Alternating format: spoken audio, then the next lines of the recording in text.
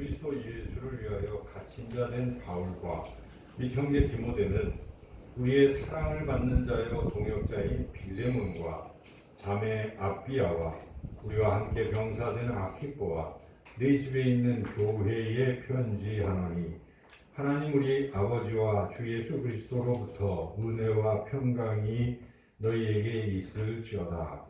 내가 항상 내 하나님께 감사하고 기도할 때에 너를 말함은 주 예수와 및 모든 성도에 대한 네 사랑과 믿음이 있음을 들음이니 이로써 내 믿음의 교제가 우리 가운데 있는 선을 알게 하고 그리스도께 이르도록 역사하느니라.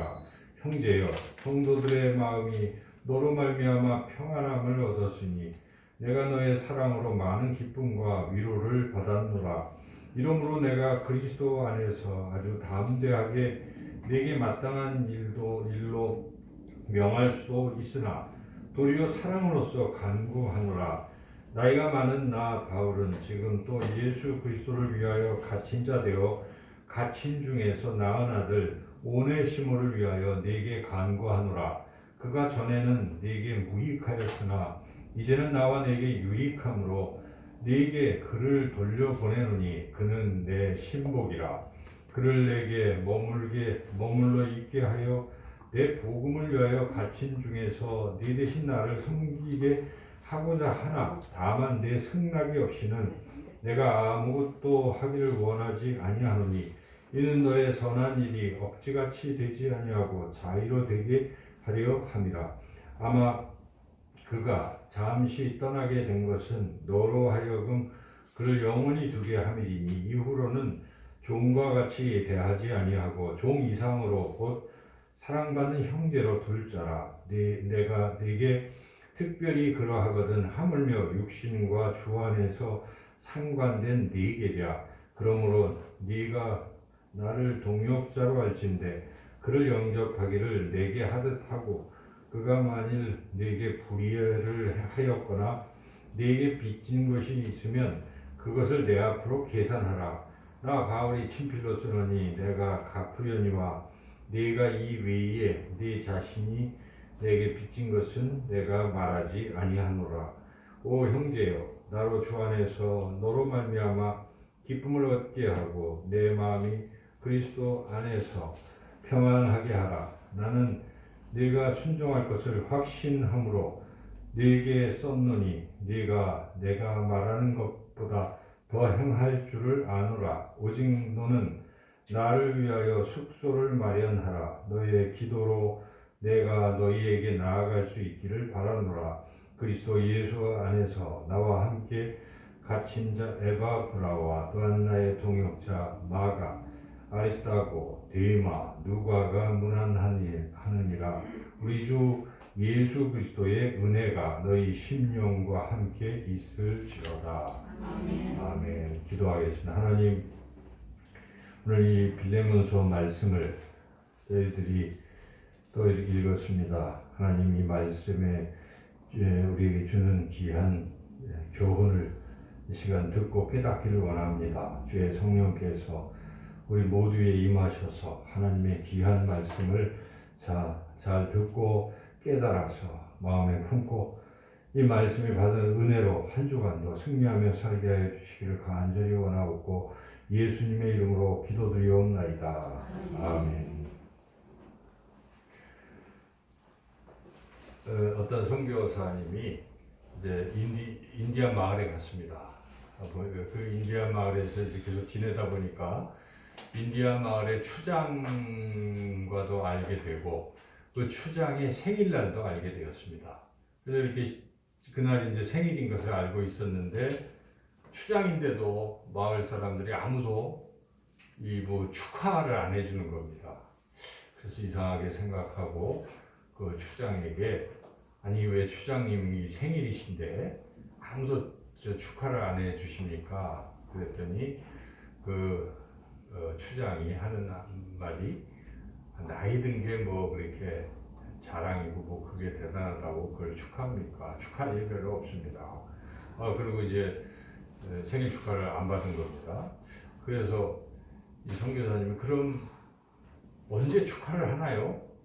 그랬더니 이 추장이 말씀하시기를 뭔가 좀 과거보다 훨씬 좀 나아지고 좀 잘 변화가 되는 게 있으면 그게 축하할 일이기 때문에 그럴 때 우리는 축하합니다. 이렇게 답변을 했다고 합니다.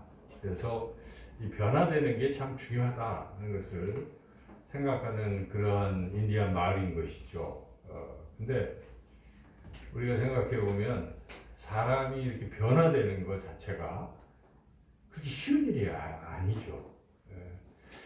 좀 변화될까 하고 기대하고 또 하는데 특별히 여러분들이 이렇게 양육하고 있는 자녀들의 경우에 아주 좀 나아지겠지, 변화되겠지 하고 지켜보는데 그냥 1년 전이나 2년 전이나 별 변화가 없고 그냥 늘 똑같다.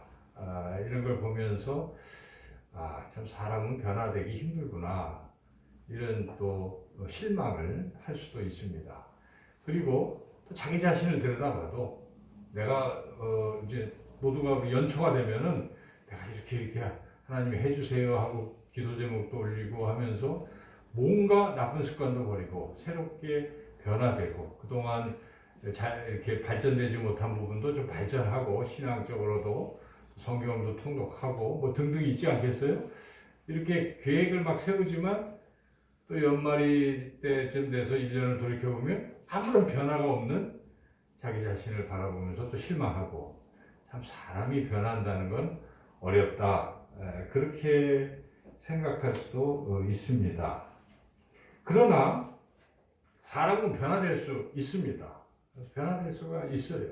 오늘 우리가 읽은 이 빌레몬서 참 짧은 한 장인데 신약에서 바울이 쓴 서신서 13개 서신서 중에 가장 짧은 서신서인데 이 한 장에는 사람이 변화할 수 있다 하는 것을 우리에게 잘 깨닫게 해주고 있습니다. 사람이 변화된다는 것이죠. 그래서 우리가 오늘 이 말씀을 통해서 은혜를 받고자 합니다. 빌레몬서가 가장 짧은 장인데 가장 영향력이 있는 또 그러한 편지이기도 합니다. 오늘날 역사 속에서 특별히 미국의 16대 대통령인 에이브럼 링컨 대통령이 바로 이 빌레몬서를 읽고 깨닫고 은혜를 받아서 남북전쟁을 통해서 미국의 모든 노예들을 다 해방했어요. 그래서 이 한 장의 짧은 말씀이지만 굉장히 영향력이 있다는 것이죠. 그래서 우리가 이 빌레몬서 다 읽었는데 이 말씀을 통해서 사람이 정말 변화될 수 있는 것인가, 어떻게 변화되는 것인가 하는 것을 이 말씀을 통해 은혜를 받고자 합니다. 이 말씀에는 이제 크게 여러 사람들이 나오지만 세 사람이 등장을 하고 있습니다. 바울이 있고요. 그리고 이 편지를 받는 빌레몬이라는 사람이 있고, 그리고 이 편지 속에 바울이 간절히 그 사람을 위해서 쓴 오네시모라는 사람이 있어요. 그래서 오네시모는 이 편지를 받는 빌레몬의 노예예요. 종이에요. 그런데 죄를 짓고 도망쳐가지고 뭘 훔쳐서 갔는지 사고를 쳤는지 도망쳐고 돌아다니고 하다가 감옥에 갇히고 그러는데 그 감옥에서 바울은 죄를 져서 감옥에 갇혔다기보다 복음 전하다가 갇힌 것인데 여하튼 감옥에서 만난 거예요. 그런데 바울을 만남으로써 그가 변화가 됐다는 것입니다. 그래서 이제는 다시 그 전 주인인 빌레몬에게 돌려보내려고 지금 편지를 쓰는 거예요. 근데 그때 당시는 노예가 사고 치고 도망가면 그 악어의 밥이 되게 하는 그런 형벌을 할 수가 있는 거죠. 그래서 주인이 그렇게 할 수도 있는 권한이 있는데 자칫 잘못하면 이 오네시모가 빌레몬에게 돌아갔다가 악어밥이 될 수도 있는 그런 이제 절박한 상황인 것이죠. 이때 붓을 들어서 바울이 오네시모를 위해서 간절히 쓴 편지가 바로 오늘 우리가 읽었던 이 말씀입니다. 이 말씀을 통해서 여기 등장하는 사람들이 과연 변화가 어떻게 되었는가 하는 것을 우리가 생각해 보려고 합니다. 먼저 어찌 보면 이 편지의 가장 핵심이 되는 사람인 오네시모를 생각해 본다면 오네시모는 제가 좀 전에 말씀드렸지만은 노예였고 그리고 또 주인의 돈을 훔쳤거나 뭐 사고를 치고 도망치는, 그러다가 붙잡힌 감옥에 갇힌 나쁜 사람인 것이죠. 세상 말로 말하면 아주 범죄자인 것이죠. 이렇게 나빴던 오네시모예요. 그런데 그 오네시모가 변화가 됐다는 것입니다. 오늘 본문을 통해서 보면은 바울이 이 오네시모가 어떻게 변화됐는가를 쭉 말씀을 하고 있는데, 먼저 우리가 본문 가운데서 11절을 같이 한번 요약해서 이렇게 말씀을 하고 있는데, 11절 같이 한번 읽어보겠습니다. 11절 시작. 그가 전에는 내게 무익하였으나 이제는 나와 내게 유익함으로. 무익했던 사람이라는 거예요. 빌레몬은 아주 쓸모가 없는 사람이라는 것입니다. 쓸모가 없고 해만 입히는 이런 사람이었는데, 지금 바울은 뭐라고 얘기합니까? 그렇게 무익했던 사람이 유익하다는 것입니다. 빌레몬 너에게도 유익하고 나에게도 너무나 유익한 그런 사람으로 변화됐다라고 분명히 말씀하고 있는 것이죠. 그리고 또 12절을 보면은 특별히 바울이 얼마나 또 애정을 가지고 있는지를 말씀하고 있는 12절을 읽어보겠습니다. 내게 그를 돌려보내노니 그는 내 신복이라. 신복은 여기 밑에 이런 데 설명한 거 보면 심장이라 이렇게 써요. 심장. 그러니까 그냥 나의 전부다. 그렇게 중요한 사람이 됐다. 그래서 이렇게 빌레몬이 너무나 중요한 사람이 됐다라고 바울은 그렇게 그가 얼마나 변화됐는가를 말씀해 주고 있습니다. 그리고 그 다음에 13절 말씀도 같이 한번 읽어보겠습니다. 13절.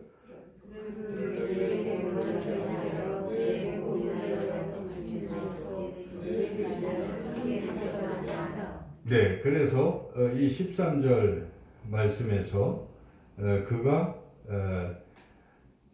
네 대신 나를 섬기게 하고자 한다는 것은, 그전에는 이제 빌레몬이 사도 바울의 어떤 복음 전파하는 데 도와주고 이렇게 동역자였는데, 이제 이 오네시모가, 그 노예였고 범죄자였던 오네시모가 바울의 동역자가 됐다는 것을, 그렇게 놀랍게 변화됐다는 것을 지금 편지를 통해서 알려주고 있습니다. 그리고 이 사람은 이제 앞으로 노예가 아니라 그냥 동역자로 그렇게 봐야 된다 하고 16절에서 빌레몬에게 또 요청을 하고 있습니다. 16절도 읽어보겠습니다. 이후로는 종과 같이 대하지 아니하고 종 이상으로 곧 사랑하는 형제로 그를 따라 네게 특별히 그러하거든 하물며 육신과 주 안에서 상관이 네기랴. 자기한테는 너무 특별한데 너한테도 마찬가지다. 이는 이제 종으로 대하지 말라는 것입니다. 너의 종이었지만 이제는 형제로 대하라. 신분이 바뀌었습니다. 지금 오네시모는 종에서, 이 빌레몬의 종에서 형제로, 이와 같이 놀라운 지금 변화가 일어났다는 것이죠. 오네시모가. 그러면 우리가 이 말씀을 쭉 읽으면서 어떻게 해서 오네시모가 이렇게 변화가 됐을까? 우리가 어떻게 하면 이렇게 변화가 될 수 있을까? 그 변화된 이유를 우리가 또 깊이 생각해 봐야 되는데, 그 이유는 한 절에 요약이 되어 있습니다. 그 이유는 10절에 딱 요약이 되어 있는데요. 10절 같이 한번 읽어보겠습니다. 갇힌 중에서 낳은 아들 오네시모를 위하여 내게 간구하노라. 갇힌 중에 낳은 아들. 뭔가 이게 이런 사건이 있었던 것이에요. 지금 바울은 결혼도 안 한 사람인데, 이게 나이가 많은 사람을 바울이 낳았다는 것은 무슨 뜻이겠어요? 육적으로 낳은 게 아니고 영적으로, 영적 자녀. 바울은 그런 말 많이 하거든요. 어떤 초신자를 내가 너를 낳았다라고 하는 것이죠. 그래서 그것은 바울이 복음을 전해서 예수님을 만나게 함으로써 그를 새롭게 태어나게 했다는 것입니다. 근데 바울을 통해서 그 일을 했기 때문에 바울이 내가 너를 낳았다. 바울은 어떤 곳에서는 내가 산파로서의 수고를 했다는 표현을 하고 있는데, 그렇게 영적 아들이 되었다는 그런 뜻이죠. 그래서 결국은 오네시모가 이렇게 변화된 것은 바울이 뭘 했기 때문입니까? 복음을 전했기 때문에 그래요. 감옥에서 만났는데 죄수니까 보통 우리가 같은 감옥에 있지만 여러분이 만약에 무슨 범죄를 한 것이 아니라 이런 뭐 정치적인 뭐 이런 걸로 억울하게 감옥에 이렇게 복음을 전하다가 이렇게 갇혀 있는데 저쪽에 온 사람 보니까 그 사람은 그게 아니고 아주 흉악하게 주인을 배신하고 돈을 훔치고 했던 그런 흉악범이 이렇게 있을 때 여러분 어떻게 하겠습니까? 그냥 상대 안 하려고 하거나 그럴지도 몰라요. 근데 바울은 뭘 했습니까? 그러다가 그에게 이해를 하고 듣고 사정을 듣고 이렇게 위로해주고 하면서 복음을 전하는 거예요. 십자가의 복음을 전했더니 그가 듣고 예수님을 만나고 해서 변화가 일어난 것입니다. 그래서 사람이 변화되는 그게 뭐냐? 뭡니까? 복음이 사람을 변화시킬 수 있습니다. 그래서 그렇구나. 오네시모가 변화된 것은 복음이다 라는 것을 우리가 깨달을 수가 있습니다. 이 두 번째 등장하는 빌레몬을 또 생각해 보면 빌레몬은 굉장히 부자였습니다. 빌레몬은 부자에서 자기 집을 교회로 이렇게 내놓을 정도로 부자였어요. 부자였던 빌레몬. 그리고 오네시모만 노예로 둔 게 아니라 노예가 또 많은 그런 노예를 두고 있는 그런 부유한 사람이에요. 그리고 이 빌레몬은 유대 사람은 아니고 이름도 그렇고 이 빌레몬은 이방인이라고 볼 수가 있어요. 그러니까 구원과는 먼 사람이에요. 그러니까 뭐 하나님과 먼 상관이 없는 구원받지 못하는 사람인데 그냥 세상적으로 보면 부유하고 또 노예도 막 거느리고 하는 그러한 사람이었어요. 빌레몬은 그런 사람이었어요. 그래서 그대로 두면 어떻게 됩니까? 그냥 세상 속에서 잘 먹고 잘 살다가 하나님 나라에 들어가지 못하는 그러한 존재였어요. 근데 그가 지금 어떤 존재로 변화가 되었는가? 오늘 이 본문을 쭉 읽어보면 어떤 존재로 변화되는가 우리가 알 수가 있는데요. 첫째는 2절에 있는 2절 말씀을 우리가 같이 한번 읽어보겠습니다. 2절 시작. 자매 아피아와 우리와 함께 병사된 아키포와 네 집에 있는 교회에 편지하노라. 우리가 네 집에 있는 교회에 주목할 필요가 있어요. 이것은 자기의 집을 뭘로 내놨다는 것입니다. 교회로 내놨어요. 이게 굉장한 변화죠. 어떻게 아깝게 자기 집을 교회로 내놓겠어요. 근데 그런 경우도 많죠. 우리가 한 수십 년 전으로 거슬러 올라가면 한국 교회들이 그렇게 해서 교회가 생겼어요. 한국에도 이렇게 가정집에서 시작을 해서 사람들이 모여서 예배를 드리고 누군가에게는 헌신이 있었던 것인데 바로 빌레몬이 그렇게 변화가 된 것입니다. 그래서 평범하게 노예 거느리고 부유하게 살던 빌레몬이 이렇게 자기 집을 교회로 내놓을 정도로 변화가 있었던 것이고 그리고 여기 자매 아비와 그 아키포라는 이름들이 등장하는데 이걸 추정을 하기로 빌레몬의 가족이라고 얘기를 하고 있습니다. 그래서 아키포는 빌레몬의 아들이고 아비아는 빌레몬의 부인이다 이렇게 얘기합니다. 그래서 온 가족이 지금 다 어떻게 됐다는 것인가? 구원을 받고 하나님의 일꾼들이 되었다. 이런 놀라운 변화가 가정적인 변화도 있었다 하는 것이죠. 그러한 빌레몬인 것이죠. 그리고 이 빌레몬은 굉장히 훌륭한 사람으로 변화됐다는 걸 우리가 알 수가 있는데요. 이제 그게 5절에 잘 나오죠. 5절에서 7절까지 쭉 나오는데 한번 읽어보겠습니다. 주 예수와 및 모든 성도에 대한 내 사랑과 믿음이 있음을 들음이니 이로써 내 믿음의 교제가 우리 가운데 있는 선을 알게 하고 그리스도께 이르도록 역사하느니라. 형제와 성도들의 마음이 너로 말미암아 평안함을 얻었으니 내가 너의 사랑으로 많은 기쁨과 위로를 받았노라. 얼마나 대단한 사람이 됐습니까? 이 빌레몬 때문에 사람들이 기뻐하는 거예요. 평안을 얻게 되는 것입니다. 그리고 그리스도께로 인도함을 받게 되는 것입니다. 그러니까 빌레몬이 이게 교회가 골로새 교회거든요. 이 골로새 교회에서 얼마나 큰 일을 많이 했는지. 그래서 많은 사람들을 교인으로 이렇게 주님께 인도하고 또 그들에게 마음의 평안도 주고 또 소망도 주고 믿음도 주고 뭐 이런 놀라운 것들 사랑도 주고 이런 사람이 됐다는 것입니다. 그럼 얼마나 우리가 부러운 사람이잖아요. 여러분 우리 자신이 야, 그분 때문에 내가 교회만 오면 좋아. 너무 기뻐. 마음, 얼굴만 봐도 평안해. 그분에게 내가 받은 그런 은혜, 사랑, 이런 말할 수가 없어. 그렇죠. 그죠? 그 다비다라는 그 사람 있잖아요. 사도행전에 보면은 그 과부 다비다가 막 그 성도들에게 막 이렇게 잘해줬어요. 근데 죽었어요. 그때 막 사람들이 울면서 이게 다 그 다비다가 나한테 해준 거예요 하면서 막 얘가 아니라 이분을 살려줘야 돼요 막 하고 그 사람들이 그렇게 얘기를 막 했잖아요. 그래서 바울이 기도를 해서 살아났잖아요. 그래서 그런 걸 보면은 이 교회에 그렇게 다른 성도들에게 사랑과 평안과 기쁨과 뭐 이런 걸 전하는 그러한 신실한 크리스찬들이 있는데 이 빌레몬이 그런 사람으로 변화가 됐다는 것이죠. 그래서 평범하게 살던 빌레몬이 이렇게 변화가 된 거예요. 이렇게 이제 여기에 보면은 빌레몬이 훌륭하다는 것을 우리가 알죠. 바울의 동역자이기도 합니다. 17절에 보면 그러므로 네가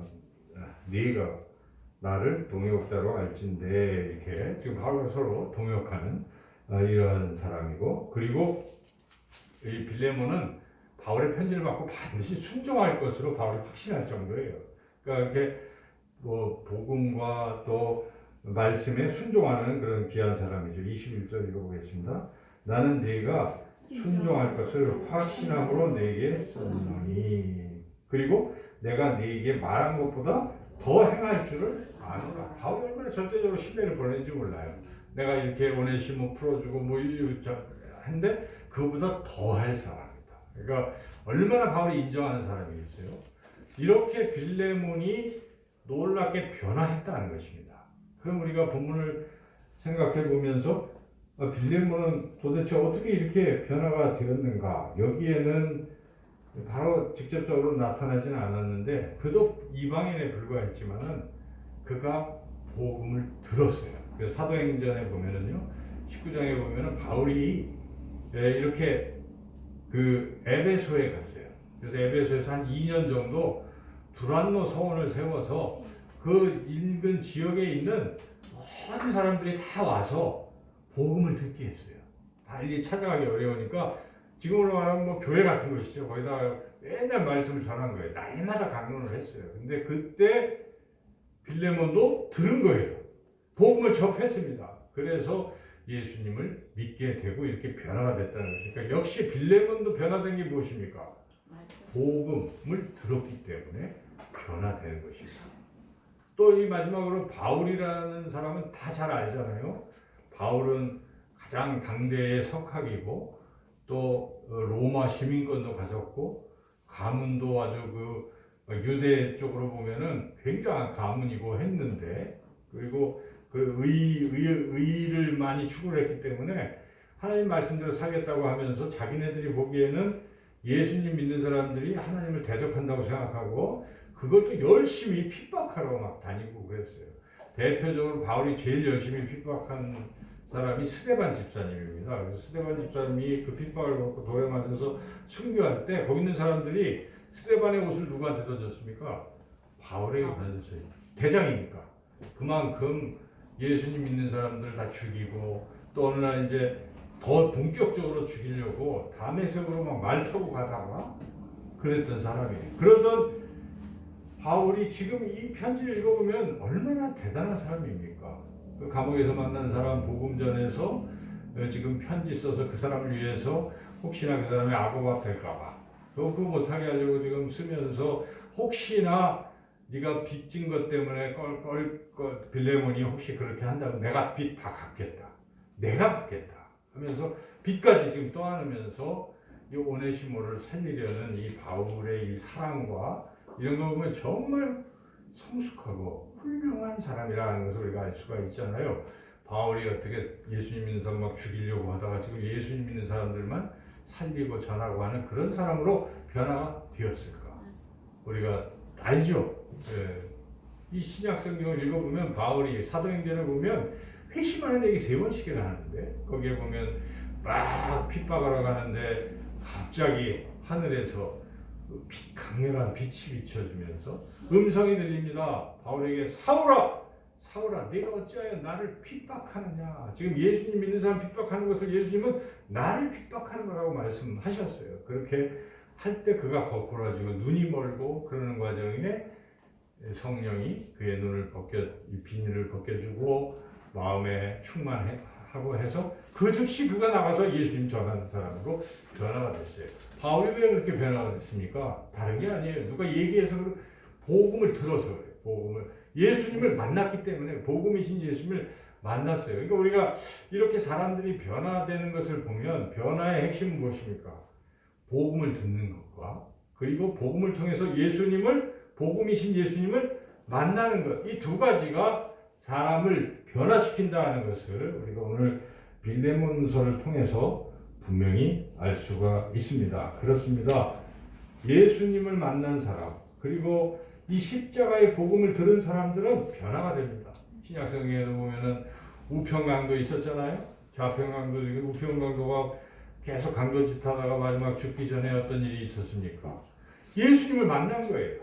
그 옆에서. 그래서 예수님 오늘 밤 저도 예수님 가시는 낙원에 데리고 가주세요.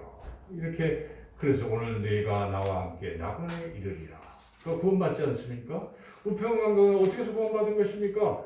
예수님을 만났기 때문에 그렇습니다. 삭개오는 어떻습니까? 삭개오 온통 나쁜 짓을 해서 사람들이 아예 거들떠보지 않는 세리장인데 삭개오가 그래도 예수님 오신다는 소식 듣고 가서 예수님 한번 보려고 뽕나무 위에 올라가다가 키도 작아서 올라가다가 예수님 말씀은 삭개오야 내려오라 오늘 밤에 내가 네 집에 머물겠다 말씀하실 때 그가 예수님을 만남으로 삶이 바뀌었다는 것입니다. 내가 가진 재산 절반을 다시 토해내고 나눠주고 이렇게 삭개오가 변화가 되고 그랬다 하는 것이죠. 그 외에도 뭐 계속 그 복음을 듣고 변화된 거 많잖아요. 자살하려고 했던 베드로 바울을 감옥에 있는 그 바울을 지키다가 하나님이 옥문을 열고 나가게 하시니까 자기는 이제 죽었다 싶어서 자결 하려고 할 때 바울이 말리고 복음을 전했을 때 그가 자기와 자기 가족이 다 구원받지 않습니까? 그때 바울이 전한 것이 무엇입니까? 주 예수를 믿으라. 그리하면 너와 네 집이 구원을 얻으리라. 그렇게 됐다는 것이죠. 무엇입니까? 복음을 듣고 예수님을 만나면 변화의 역사가 일어난다 하는 것입니다. 오늘 우리가 이 말씀을 들으면서 우리 삶 가운데서도 결국 우리가 변화될 수 있는 힘은 나의 내적인 힘으로 변화되는 게 아니라는 것을 분명히 깨달아야 합니다. 나를 변화시키는 분은 예수님이십니다. 그러기 위해서 우리가 날마다 보이지 않지만 내적으로 예수님을 생각하고 예수님과 만나야 돼요. 말씀을 통해서 예수님이 하신 말씀, 성경 복음을 통해서 우리가 주님을 날마다 만나면서 기도하면서 예수님의 그런 말씀을 듣고 살아가는 거예요. 이번 금요일날 제가 기도 중에서 우리가 기도는 여쭙고 듣는 것이다 하는 말씀을 전했는데 그렇습니다. 여러분 기도의 핵심은 예수님에게 물어보는 거예요. 예수님 제가 어떻게 해야 될까요? 이렇게 물어보거나 예수님 지금 이런 일이 일어났는데 이 뜻이 무엇입니까? 이렇게 물어보는 거 이게 뭔지 잘 모르겠어요. 성경을 읽다가도 모르겠어요. 알려주세요. 이렇게 물어보세요. 그리고 기도하면서 계속 생각하고 기다리세요. 듣는 거예요. 네. 듣다 보면 순간 확신이 들어와요. 아, 답이 이거다 하는 그렇게 해서 그게 예수님과 교제하는 거예요. 그게 쉽게 말씀드리면 그러한 주님과의 동행 교제를 통해서 말씀을 또 우리가 매개체로 해서 그렇게 할 때 우리 삶은 변화가 일어납니다. 어떤 사람이 오늘 본문에서 말한 것처럼 바울처럼 드라마틱하게 급격히 변하는 사람도 있겠지만 디모데처럼 서서히 변화가 됩니다. 이게 우리가 변화할 수 있는 힘인 줄로 믿습니다. 한 주간도 우리가 그렇게 주님과 또 주님이 주신 말씀으로 변화되시고 그리고 답답하고 여러분 자녀들도 그러한 과정으로 인도하시기 바랍니다. 그래서 특별히 우리 추석에는 예배를 같이 드리면 좋아요. 가족은 다 이렇게 제사 다 지내려고 하거든요. 자녀들도 안 믿는 사람 제사는 꼭 지내야 되는 게 인간의 도리인 줄 알고 있잖아요. 부모님이 돌아가셨는데 아무 일도 안 한다는 사람은 세상에 없어요. 그러니까 제사를 지낸다고 이제 주장하고 그럴 때 여러분 예배제를 드리자 해서 이렇게 해서 이런 때라도 예배를 드리세요. 그러면 하나님이 역사하십니다. 예배 중에 하나님은 임재하시기 때문에 그곳에서 사람들을 변화시키실 것입니다. 그래서 그렇게 우리가 복음과 또 예수 그리스도를 통해서 우리가 변화되고 또 세상을 변화시키는, 가족을 변화시키는 저와 여러분 모두가 되시기를 주님의 이름으로 축원합니다. 하나님 감사합니다. 오늘 말씀 통해 우리 예수님께서 또한 이 복음이 변화시키는 것임을 다시 한번 깨닫사오니 주여 나를 변화시켜 주시고 가족을 변화시켜 주시고 또 내가 처한 직장을 변화시켜 주시고 이 나라를 변화시켜 주시고 세상을 변화시켜 주시옵소서. 예수님의 이름으로 기도드리옵나이다. 아멘.